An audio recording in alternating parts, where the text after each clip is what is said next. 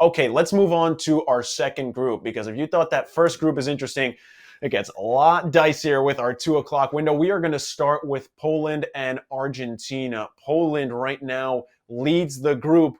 Argentina, after that big win against Mexico, has 3 points. There are some other teams lurking here. This seemed, I think you called this a layup of a group for Argentina. I really wish you hadn't been so certain about that now, from a personal standpoint. But tell me kind of where you're leaning here, because I don't think you're extremely confident in the goal scoring.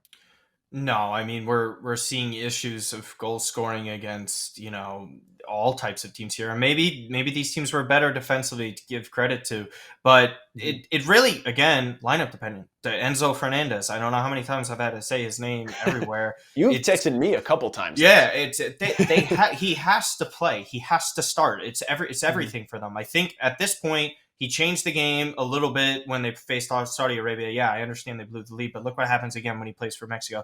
It's about control of the match. It's not so much about scoreline. Is he capable of scoring a banger like he did? Absolutely. But the difference is Rodrigo de Paul needs help. He's been playing terrible. He's arguably been their most disappointing player. And Julian Alvarez, I think, needs to start from the beginning. This was, I think, kind of the monkey off their back. They're not completely safe yet, which is the crazy part for Argentina. Mm-hmm. And I don't expect a lot of goals. Poland's been stout defensively. They're not really allowing too many chances. Yes, I think Mexico has been terrible because look at that. But again, some of these counterattacks, if Chucky Lozano had some help because he was all alone on these counters in the Mexico-Argentina game, that could easily be another goal or two with that. But for me, the finishing is odd. There hasn't been too much that you could rely upon offensively from these teams. So I'm not touching money lines because Argentina is still heavily favored. I think a lot of the money from the public is going on them. That's not something I want to touch. And then again, under 2.5. I know there's been a lot of unders, but to me, it's just not something that I like. This is, again, if I were to play something, it would be under, but it's probably the toughest one of the day for sure.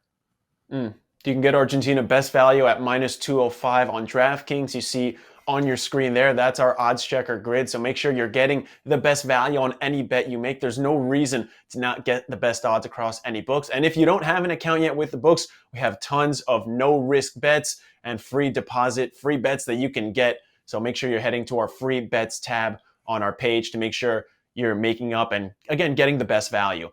For me, and again, this is dependent. I don't see any scenario where Lautaro Martinez doesn't start. But this is someone that we've been on since the tournament started. I know you've been a big fan since before the World Cup started. Yeah. It's got to happen eventually, right? I think if you can get decent value on him, up near the 200s, if it even creeps up into the 300s, then that's something that I'm probably jumping on, because I think Argentina's going to score at some point in this game. I'm not overly confident in the result. But that sounds like more of a personal problem for me. He's so streaky. He's incredibly streaky. He's just that type of player that'll just do nothing, get subbed off early in the last match, and he could start in this and just be the best player on the field. And I'm dead serious about that. That involves Messi. It's not completely out of the question because only Messi has 2 goals, but maybe some brace where it goes well for him. I just think that this is solely dependent upon the midfield. If the midfield is able to do the work and win those ground duels, which I do think Poland has a better one, but if Rodrigo de Paul steps up, if you have Enzo from the beginning, that means Messi has to drop a lot less deep than he does. He could be a little bit closer to goal. And we see what happens when Messi is closer to goal. He's still terrifying.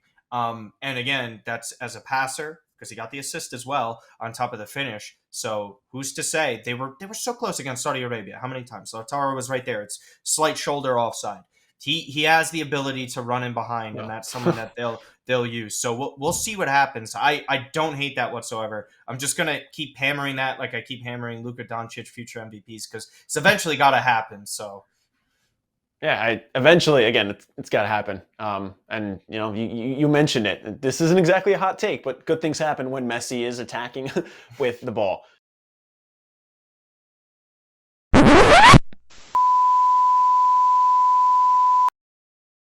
Damn, you're still here? Good on you for making it to the end of this video. If you want to see the rest of this episode and more awesome content like The Drive with Jeff Feinberg, PGA Tour event, Live Golf event, does not matter, he has your best bets. Or how about if you need your NFL picks, The Huddle, Pam Maldonado, Pat Mayo, Ross Tucker and Brian Matthews, your best bets, your best teasers, and everything you need to know that's going on in the NFL. Week in and week out, those are the places to be. Make sure you're subscribing on our social channels to know about our next giveaway. Like for November, $500 on us. All you have to do is subscribe on YouTube to get one entry, and if you want to comment on any recent video, tell us how you spend those $500 and you're automatically entered for a second entry. So get it done and let us help you make some money.